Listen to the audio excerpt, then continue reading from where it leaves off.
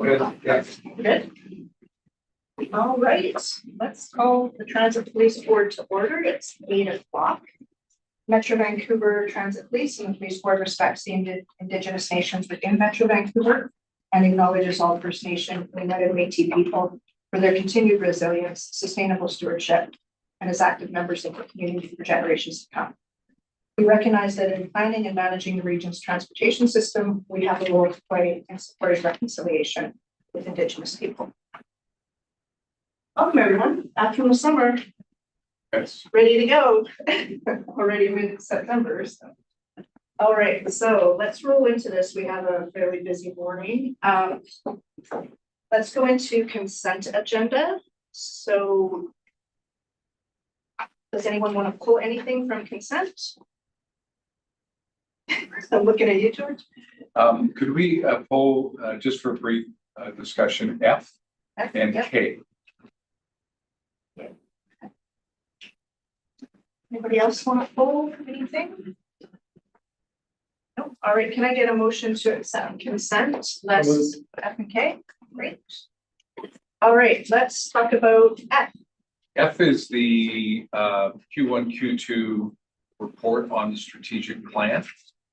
It's in the package. And again, because we're in the open session, I just think it's important that and this is the historical piece, but fact of the matter is it's a 63-page detailed report, really good information that's there. And I think to the chief and to Stephen and the team, a really strong outline on strategic plans, some of the results and stuff. I know yesterday, even at the CSO graduation, it was mentioned by the fellow that was the new CSO valedictorian for the class, talking about the pillars in the strategic plan. And it was great to see that at that kind of new class coming in, the fact that the strategy of the board is front and center with them and that they're actually living it. And so I think it's really important for us as a board, again, just to acknowledge that, you got 17 KPIs outlined on pages 6, 7, and 8. And question really is just how we distribute this. I believe it probably goes up on the website after today's meeting, but is there again an active distribution to people like the Chiefs Community Council and others? So yeah, the answer would be yes. It would go into the subsequent Chiefs Community Council agenda package. It also goes into the subsequent TransLink board meeting package. So the TransLink board receives it. Also, stakeholders that obviously participate in those meetings. And then we'll also obviously provide it internally to staff so the community engagement teams opportunities to distribute it to additional partners outside of the community council. And we're always looking for additional opportunities using like the public affairs and different presentations, even TransLink to find other channels to distribute the information as well. And this isn't meant to be self-congratulatory to the board, but I know that, and it'll sound like it, but I know at the police services have indicated in a conversation in the last couple of months at a conference that our board as a whole do a really good job around the whole strategic planning process, delivering on the things that we say we're going to do, the governance aspects and so on. And again, when you look at all the different municipal police boards and so on, we were singled out as really a star in that group. And I just want to make sure we continue. And I think, again, by identifying this, making sure that everybody knows, all our members know what's going on. Not everyone's going to read the full 67 pages, but I think, again, if they can just look at some of the key highlights on the KPIs, at least that means it's a living document as opposed to something that just gets, received in the consent agenda and we move on. So that was really just the purpose. Yeah, I appreciate that. Thanks, George. Any comments about that? Okay. All right, let's move on to K, the Crown Agency Secretariat Diversity Report. Sure, and similarly to what I just said about something that just gets approved and we move on, I just want to make sure everybody had a chance to look at the survey that was done. And I don't want to spend a great deal of time on it because the problem is there's only 32% response rate, which means really that it's not really that valuable. And there's a problem there. And then some of the assumptions that are made out of it, I think are a bit challenging for anybody to take to the bank and say, oh, gee, we got to do this, we got to do that.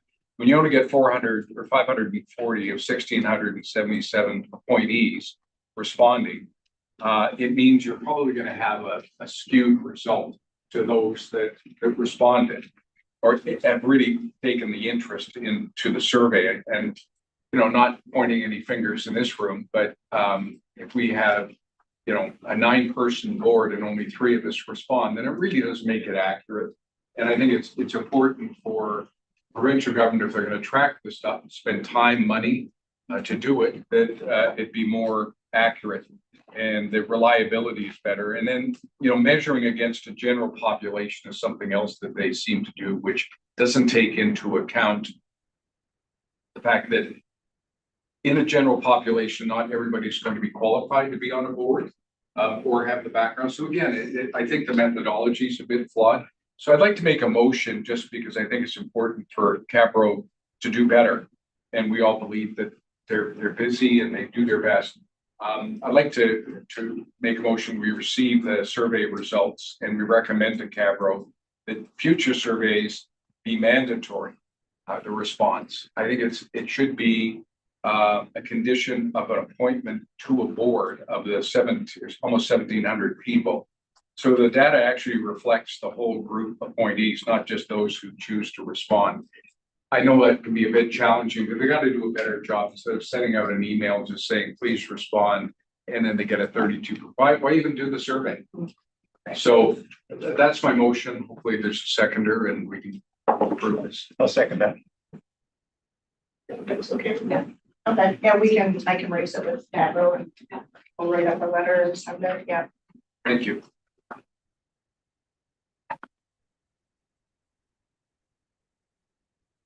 Okay. All right, so can I get a motion to accept F&K then? Second. All right, thank you very much. Public delegations, anything, Taryn? No one's being. Okay. All right, and then we are on to Chief Officer report. Yeah, thank you so much, Chair Board. Good morning, everyone. And we look forward to sharing the Chief Officer report with you today. Just, you know, speaking about our different pillars, when you look at cross regional policing, recent media update around the extortion task force. And we at Transit Police, we look forward to participating in that as well. So as a start, there'll be 40 officers, 7 police agencies, RCMP led, and it will be an invaluable opportunity for us to be involved with that team. And incidents like that, you look to date as shared in the media, you had, 40 incidents, 27 involving shootings. It really impacts public safety. And as we look, through the transportation service region, those incidents are happening in areas where our SkyTrains are traveling, our buses are going. So we look forward to being engaged in that project. Second, just want to share a little bit about engagement with communities. So Cops for Cancer, the Tour de Coast is traveling through the Lower Mainland and really looking at raising funds for palliative cancer. And we are very pleased. We've got 2 members of our team here at Transit Police who are involved within that, Sergeant Dal Viol, and who's a rider, second time this year, and Constable Ben Miller, who's in the support crew. So just a relationship we really value with them. And just to call out to the team as they enter the last couple of days, they've raised over $455,000 to date. So just an incredible journey they're on in support of community and a cure for cancer. With that, I will now turn it over for some operational updates to Deputy Randy Fincham, and that will follow on the admin side by Deputy Bryce Graham for some updates. Thanks, Chief. Very busy summer as well. So in July, again, we had 3 nights of the Celebration of Light. Celebration of Light this year was on the heels of the unfortunate events with the Lapu Lapu Day Festival. So a lot of conversation within the province, City of Vancouver, police agencies across the province about large scale events and gatherings and how we manage those. So as we deployed into the Celebration of Light, we had additional resources that we would normally have in the planning phase. And we looked at 3 different reports that have come out this year. So we have a provincial government report, we have a Vancouver Police Department draft report, and then a City of Vancouver report. And in our operational planning phase, assigning a gold commander to review all those operational plans and come into the large scale events just to ensure that we're following what other agencies are doing and what recommendations came out of the province. And all police agencies in these events work very closely together on those events as they happen and as they're planned. Going into the planning of that event, we traditionally and always do provide additional resources on bikes. Our K9 unit out there sweeping SkyTrain stations, ensuring that we're doing everything we can to ensure the safety of the public, both to and from that event. Also acknowledging that there's a regular ridership moving around during that time period as well. Our bicycle officers are out there, so specialized areas where our members can't traditionally patrol efficiently or effectively, so we'll deploy bicycles as well. So celebration of light and along guideways, along the rail system, possibly certain areas that we can use that resource when we have the opportunity to deploy them. Our members, we have members who are trained in commercial vehicle safety enforcement, so came from that realm before coming into policing. In June and through the summer, we had a number of events where we had dedicated resources out there tackling vehicles that were unsafe on the roadway, so overweight vehicles, overloaded vehicles, utilizing TransLink infrastructure, so Pattullo Bridge, for example, and then the on-ramps and off-ramps from that bridge, targeting some of those vehicles that were coming to and from that roadway. Throughout the summer months, we had deployed resources out to Coquitlam. So Coquitlam's been the focus of a number of public demonstration events, and we've been supporting Coquitlam resources out there by deploying transit police resources to deter any criminal behavior. We did have some incidents early on of mischief on the system, and we were able to pretty quickly curtail that by engaging with demonstrators in advance, ensuring that they had the right to lawfully demonstrate and share their opinions, but just ensuring that it remained lawful as we were out there doing that. Retail enforcement is a priority for us. So we do see a lot of retail establishments. Our transit system travels to and from a lot of very busy malls and other retail establishments where we see a lot of retail crime and theft. We have members who dedicate time working specialized projects and getting specialized funding through the province to tackle those individuals who choose to commit large-scale retail thefts and use transit to and from, either to get to that location or escape with stolen property. So Project Checkout and then another Project Fortitude that we'll report back in the next period. Very successful in recovering stolen property, making a number of arrests and criminal charges against individuals. And those projects will continue as well. On the investigative side, we do see in the busy summer months of June through July, August, and September, unfortunately, we do see an increase in sexual offenses on the system. A lot of these are gropings and incidents where people are in close proximity on the trains. We have a dedicated team of investigators that will follow up, and we have checks and balances in place for all of those incidents to make sure they're thoroughly investigated, to make sure that we're supporting victims of crime when they do report. We support witnesses when they do call in and make sure we have thorough investigations. We had a number of events in the summer where individuals were arrested, charged, and then banned from the system. And then we'll be following those through the court process as well. Our criminal intelligence unit, very busy identifying offenders across the system. So in this reporting period, identifying 23 offenders for example, the sex offenses that I've already spoken about, and other offenses where they're combing through data, looking at images, engaging with partner agencies to try and identify offenders across the system. And they actually identified 15 offenders from files outside the Vancouver, or sort of outside the transit police, that outside the Vancouver region as well. Our community engagement team, so very busy in the community, our neighborhood police officers within our 6 community safety areas, engaging with the public, engaging with business partners. A number of pop-ups that have happened in this reporting period. So the Safe Spaces initiative, where we're working with TransLink partners, business partners, community partners to assess different hubs of activity or transportation hubs and working to make it safer. So Commercial and Broadway was a hotspot for us, Surrey Central Station, as well as Main Street Science World. And through these 3 different engagements, there was over 1,000 passengers engaged, talking to our community engagement team officers, our regular patrol members, our K9 members, our bicycle members as they were out there.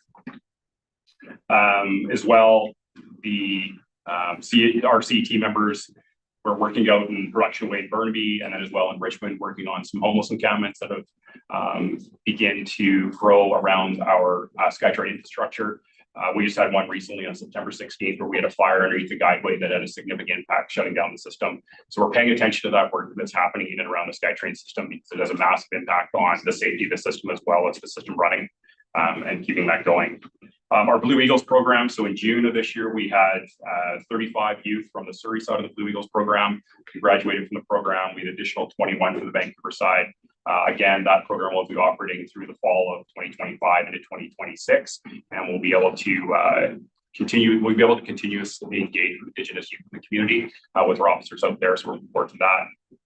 And as well, downtown, we're continuing to put a focus on safety and security around Granville Street SkyTrain station. So we use CPTED principles, so crime prevention through environmental design, where we will deploy with other business partners, community partners, in this case, SkyTrain, as well as Coast Mountain Bus Companies, who are bus partners, to have a look around that area to make it safe for our passengers that they're transitioning to and from the SkyTrain. So our K9 unit, so they did receive their K9 law enforcement accreditation registry. It's a clear certification, which is a very prestigious accreditation. There's actually a limited number within North America who get this accreditation. And this is a credit to the professionalism of our dog handlers, the systems they have in place for checks and balances on both their training, their accountability, and the work that they do. We also have a clear trainer that received her accreditation as well. So it's great to see that happen. And I will finish off with our targeted mobile enforcement team. So throughout the summer months, our targeted mobile enforcement team had 16 different engagements working with other police agencies. They're tackling impaired driving, they're tackling stunting in and around SkyTrain corridors and bus loops at SkyTrain stations, as well as bus lane enforcement. And bus lane enforcement for us is still one that it's one of the few things that we get in policing where we actually get a lot of support from the public, the people waiting in line, their turn to get on the bridge like I did this morning, and then to watch somebody drive up the bus lane is frustrating for people. So we have a number of our officers dedicated to bus lane enforcement. North Vancouver, West Vancouver, and then our team as well had a bit of a competition going in the summer as all three agencies worked together to get the message out there that we will be in the bus lanes, patrolling the bus lanes, and wait your turn like everybody else, and we'll all get there safely and on time. I'll hand it over to Deputy Brent. Just before we go, we just really want to comment on the government site funding and the importance of that and the number of projects that we've been able to do. So that's the special investigation targeted enforcement fund. So, you know, we've been in 9 different municipalities. The deputies talked about some of those different projects. And there's been 11 different ones, but just that high visibility. And that links back to the strategic plan 2024, and you see increased, perceptions of safety on the system and that presence and visibility. So, just recognition for, those projects we're able to move forward and the members and support staff that are assisting in making those possible. Could I just ask a question? Just wanted the bans from the system. I've heard about them over the course of like 10 years on the board, but I've never asked the question and thought about it often. But how do we undertake enforcement of those bans? So there's 2 different ways you can do it. So you can do an administrative ban under our regulations, so we can do that. But then you also can do criminal sanctions as well. So we can put criminal restrictions on individuals for using certain modes of transportation and certain behaviors and actions that we'll look at. So once we go down the path of criminal charges and provide us an opportunity that we can restrict activities that work in the future. So is it more someone taking the chance that they'll get caught if they use the system, or is there a way of monitoring them more accurately than that? There is with legal authorities. So we do have an ability to, with certain lawful authorities, search warrants and so forth, we can monitor people's behavior, but working within the law, we have some restrictions on what we can do. So the compass card system, for example, we do have a very strict procedure where we have to get lawful authority to be able to access information to those private databases. So there are restrictions on what we can do, and we have other methods. So if someone isn't using a compass card and they're just paying cash as they ride, it's more difficult, I assume, then. It would be a challenge, and this comes down to visibility, awareness. Our crime analysts are very good at putting packages together in individuals that cause risk or harm to individuals on the system. We can share that information with our frontline officers. And then we can use that information, have our members out there looking for certain individuals if somebody poses a risk to the public on the system as well. So we'll have that information shared. How many would you say right now are banned from the system in the region? Oh, I would have to guess. Yeah, I'd be cautious just to throw out a number. Yeah, I'd have to look into it for you. And the reason I'm asking the question is, sometimes getting the public to help us, enforce whatever it is we're enforcing and shooting bans. Posting pictures isn't a bad idea as well, because then it embarrasses people to realize that everybody knows who they are if there's a picture posted somewhere. I'm just thinking out loud because I agree with the concept.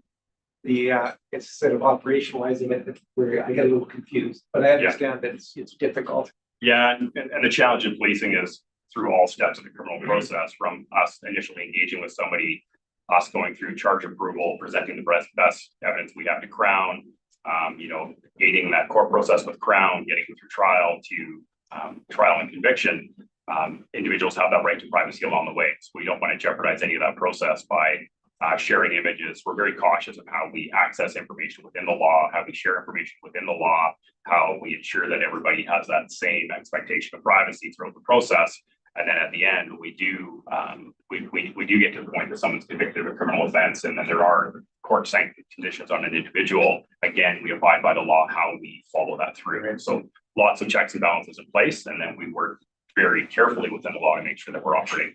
I'm going to see Bryce, do you have anything else you want to add that I missed it? No, I would say that some are unique in that bans aren't full system bans all the time, but it's similar to somebody that has a suspended driver's license, right? Like it's in the same type of manner. You may not see them until they commit an offense. I don't know that they have a suspended or they don't have a driver's license. It just makes it more serious if they commit a second offense. That's what you're saying. Yeah, I got it. Okay, thanks. And just on that, there is, marketing campaign on the system, pay your fair share, encouraging people who are traveling on the system to ensure that they are. We shared with the board previously as well. Our officers do carry passes as well, because sometimes there's circumstances where it's important. We allow people to continue to their destination, so we can have those available as well for community. Thank you. Sure, I'm glad to ask my question now. Thank you for your report. I really appreciate it. It's great detail. Wondering about the after the Lapu tragedy and the subsequent three reports. What's the brief summary of how differently are we attending these kinds of public events? We were just having this conversation earlier today. So when you look at something like Lapu in the city of Vancouver, who hosts a large number of events, as well in transit police, we are in essence hosting a large number of events across the system. That could be Surrey, it could be Vancouver, it could be Coquitlam, it could be Burnaby, that our police officers are out there, ensuring the safety of individuals coming and going from large scale gatherings, demonstrations, and protests. In hindsight, you can look back at Lapu and say, okay, given this final circumstance, would you have changed things? Of course, we would all say that we would change things. A lot of that review goes back to all the planning phase and then engaging with the public. So you look at the provincial report that came out, and really one directed at the police was ensuring we have very thorough risk assessments and operational plans.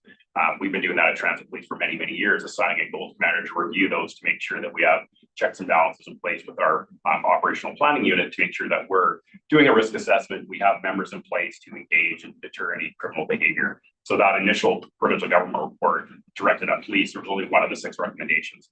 A lot of the other 5 recommendations were actually directed at government. In reviewing the draft report from the Vancouver Police Department, as well as the final report from the City of Vancouver, a lot of that comes out of the planning phase, engaging with community partners, engaging with groups planning these events, and police interacting, engaging.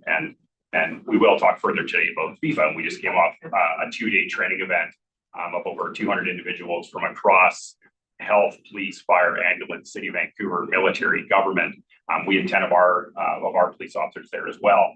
And a lot of those reports all come back to interoperability, talking, working together, having that force multiplier with all of these first responders in the planning phase and then during the deployment of an event. I know that a lot of that's the focus. Some came down to structural. So there's some things that are happening structurally where we can deter behavior and we can put up barricades and bollards to prevent individuals from coming through with a vehicle. The sad thing is a lot of this you can't predict. You can't put a bubble around everything. So we'll do everything we can in the planning phase. We'll do a risk assessment, we'll assign resources, but you can never plan for that one rogue individual that intends to cause harm. We can do everything we can to deter it and have a visible presence. And that's what a lot of the focus is.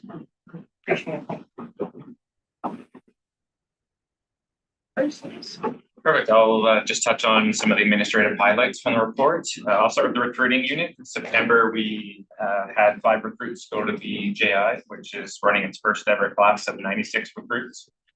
So we have 5 recruits there. Since the last reporting period, we've also hired 3 experienced members. I want to highlight that we hired our first ever part-time experienced member, which is kind of a first for the local area here. So we are excited to see that program go and start.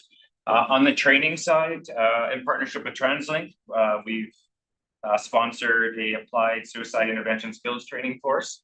So this is really for frontline members and it'll provide them with more advanced skills to deal with the interacting and intervention of folks that are facing a crisis on the system. So we did this collaboratively with TransLink, as you can imagine, our frontline staff interact with their frontline staff and really see this firsthand. So we did combine training on that aspect. We also did some critical incident stress management training.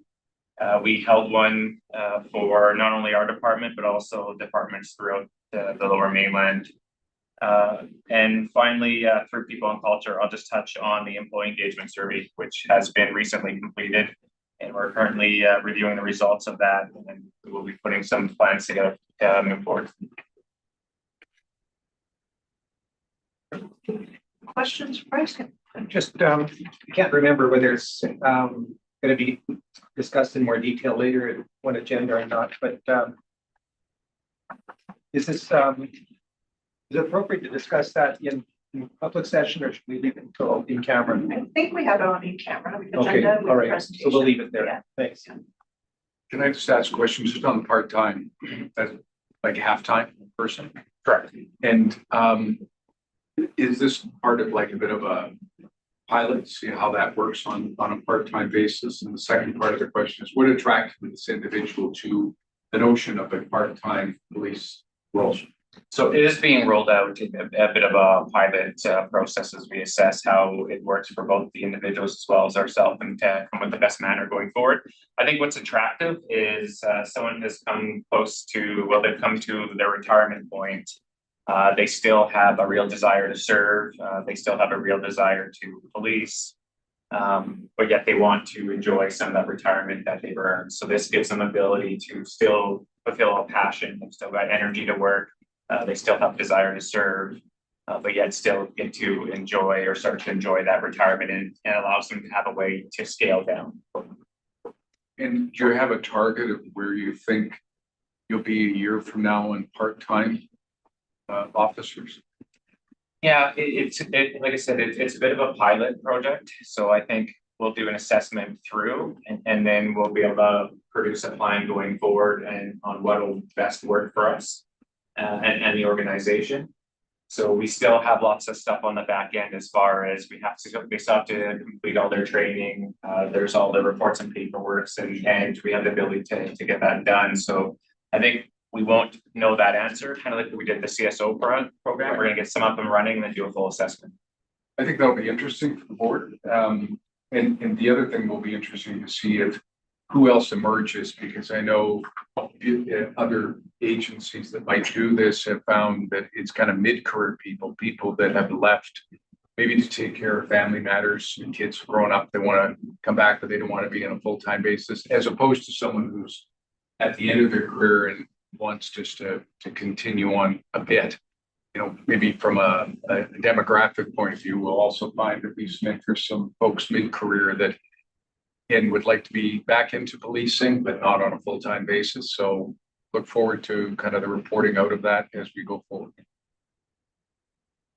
Sure. Just sort of building on George's question, I'd read in the one of the reports that Surrey has some sort of a program going on to attract people who are at retirement age from another force to join the Surrey Police Service and making it attractive for them. But my understanding was that if you're at retirement age, in other words, you qualify for a pension, that if you retire, you automatically receive your pension. If you choose to go to work again for someone else, it's kind of like double dipping. Am I wrong in saying that? No, you're not wrong in saying that. So I was wondering whether there was a highlight made for Surrey saying that they were doing something more than that for people who are retiring from one force and moving to the Surrey Police Service. I'd have to look it up. Okay, because it's not uncommon practice, especially within the police business, for people to do that, because of the circumstances of the way that the pension is set up particularly for people involved in public safety. So, but I'll leave it with you if you wanted to follow up on that. Thank you. Yeah, and they've had the ability to bring people over prior to reaching their 80 factor and continuing that, and share more in the camera with them on that if you'd like. Because I was assuming what they were, again, I'm just speculating, but I was assuming it was people that had reached sort of the number and have retired, or were at a point where they could retire and get a pension. And Surrey was doing something to attract them back. So, but anyway, I'll leave it at that. Thank you. Sure thing. Right, any questions for Bryce? All good, thanks very much, appreciate it. All right, moving along here, we go to Finance Committee report, so Bill, over to you. Thank you. Let me just put this up quickly. Thank you. Good morning, everyone.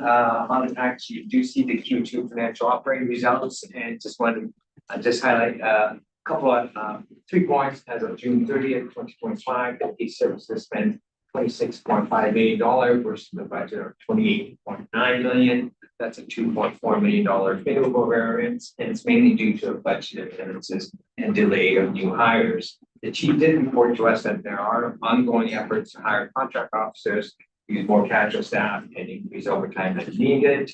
In our meeting back in July 23rd, we did also review the 2026 Transit Police original budget submission. The budget remains with the Transit financial limits, i.e. the budget envelope. And then on September the 5th, the board did approve the committee's budget recommendations as part of the budget preparation. Item number 3, they did also go through the 2026 capital request submission. The committee reviewed the 2026 capital request submission and is satisfied with the review report. We appreciate that management's discipline in developing the annual capital request, as it ensures funding decisions are aligned with this long-term strategy to serve the communities over the long term. A couple of items on our standing item that we talked about, which is the risk register, and continue to monitor the risks and the mitigation factors. And we also take a lot of time in providing additional insight on labor. That concludes my report. Any questions for Bill? All right, great. On to you, George, for governance and community engagement update. Sure, the minutes are attached and available to the public as well. There's really just the ongoing activities around governance. I know that there will be some opportunities going forward to have a couple of more members join us in the near future. One thing I did want to mention, though, is the Canadian Association of Police Governance Conference was held in Victoria, and kudos to our chief and to our chair. They were in a featured presentation to talk about Metro Vancouver Transit Police to the largest group that's ever been assembled for CAPG. They had about 270 delegates to this thing. And it was great because across Canada, it was a chance for transit police to be featured as to the unique nature of what we do as an organization, the specialized nature, which really opened up a lot of eyes for people across Canada. And the chief, along with Marnie, did the presentation. We had both Pat and Beth do some answers from the crowd, but it was really engaging. And it was very positive, and I think there's more to talk about maybe even next year when FIFA is completed, again, to demonstrate how important transit police as a separate specialized agency can be very valued in policing organization and community safety aspect as well. The other thing I'll just mention is just for the board, CAPG is going to create a portal which should be up and running shortly if it's not already, just for a resource for governance and so on. So I would encourage members to take a look at that. That is an opportunity for us to be able to find best practices. And a final note, this just kind of goes back to what we talked about a little bit earlier. Clearly, when you look at a lot of issues that are out there in the policing community across Canada with police boards, we have a very collegial, collaborative, and effective board. You can see there's some issues in a lot of these other boards that are out there. I think, we're here to ask the questions and question the answers that we get. And I think we're very effective that way. But the respect that we have as board members comes really across when you have a chance to talk to other board entities and see how they relate to each other, where there is at times a lot of animosity and not necessarily things being done in a manner which is always respectful. And I know as a board member, I appreciate the relationship we have as colleagues, but also with our senior leadership team, that we're in a position, Chief, to ask questions, not only of you, but to others, and have a relationship there to know that we're getting the answers that, really is open and transparent to make us better in our decision making. Thanks, George. All set. Any questions for George on governance? All good. All right, we are speeding along here. So any other business, anything before we close out public section of the meeting? All right, our next meeting is Friday, November the 21st. We'll call to close